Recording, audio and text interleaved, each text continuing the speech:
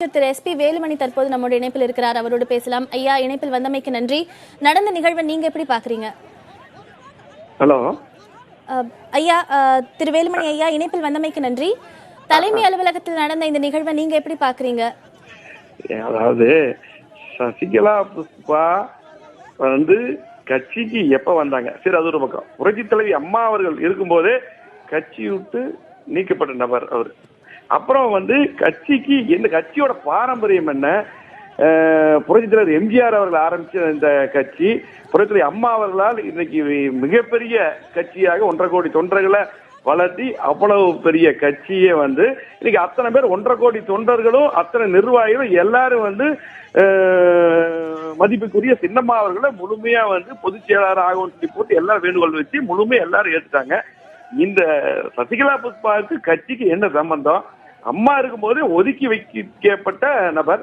இது மிகப்பெரிய ஒரு தூண்டுதலா வேற யாரோ பின்னாடி இயக்குறாங்க. இந்த சதி இதுக்கெல்லாம் நாங்க யாரும் அஞ்ச மாட்டோம், பயப்பட மாட்டோம்.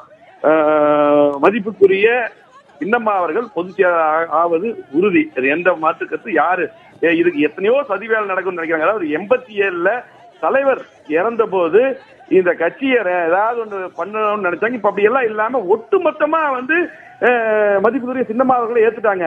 இதை தாங்காம இது தூண்டி விட்டு பண்றாங்க. இது சசிகலா புஷ்பா என்ன தகுதி இருக்குது? உங்களுக்கே நீங்களா மீடியா உங்களுக்கே தெரியும் என்ன தகுதி இருக்குது. இதுல என்ன கட்சிக்கு என்ன, சசிகலா புஷ்பாக்கு கட்சிக்கு என்ன சம்பந்தம்? இப்ப நான் பேசுறேன்னா எனக்கு கட்சி குடும்பம் 70ல இருந்து எங்க அப்பா கட்சி கொடுத்து பொறுப்புல இருக்காரு. அதுக்கப்புறம் நான் 25 வருஷம் தொடர்ந்து பொறுப்புல இருந்திருக்கேன். நாங்க எங்களுக்கு எல்லாம் உரிமை இருக்கு. அந்த எல்லாரும் சேர்ந்து நாங்க ஆரம்பத்தில் இருக்கிற அத்தனை பேருமே சேர்ந்து மதிப்பு சின்னம்மாவை நாங்க எல்லாருமே முழுமையா எல்லாருமே ஏத்து அத்தனை பேர் ஏத்து கட்சி இருக்குது. இதுல பின்னாடி இருக்கிறது யாருன்னு சொல்லி நாங்க அது கண்டிப்பா விட மாட்டோம். அதை நாங்க பாத்துக்கிறோம். நாளைக்கு பொதுக்குழு நடக்க போற நேரத்துல வேணும்னே தூண்டுதல் ஏற்படுத்த நோக்கத்தோட தான் இவங்க இப்படி நடந்துட்டாங்க நீங்க சொல்ல வரீங்களா? சசிகலா புஷ்பாக்கு என்ன தகுதி, என்ன யாரு? புரட்சித்தலைவி அம்மா அவர்கள் அந்த பொறுப்பெல்லாம் கொடுத்ததே தப்புன்னு சொல்லி போட்டு எல்லாமே நீக்கி ஒதுக்கி வச்ச அந்த நபருக்கு இப்ப எப்படி வர முடியும்ல? அவங்க ஒரு பாராளுமன்ற உறுப்பினராச்சே ஐயா. அது பண்ணதே தப்புன்னு தான் அம்மா முடிவு பண்ணாங்க. அதே தப்பு ஒரு விபத்து மாதிரி. அதுதான் நம்ம அம்மா முடிவு பண்ணாங்க.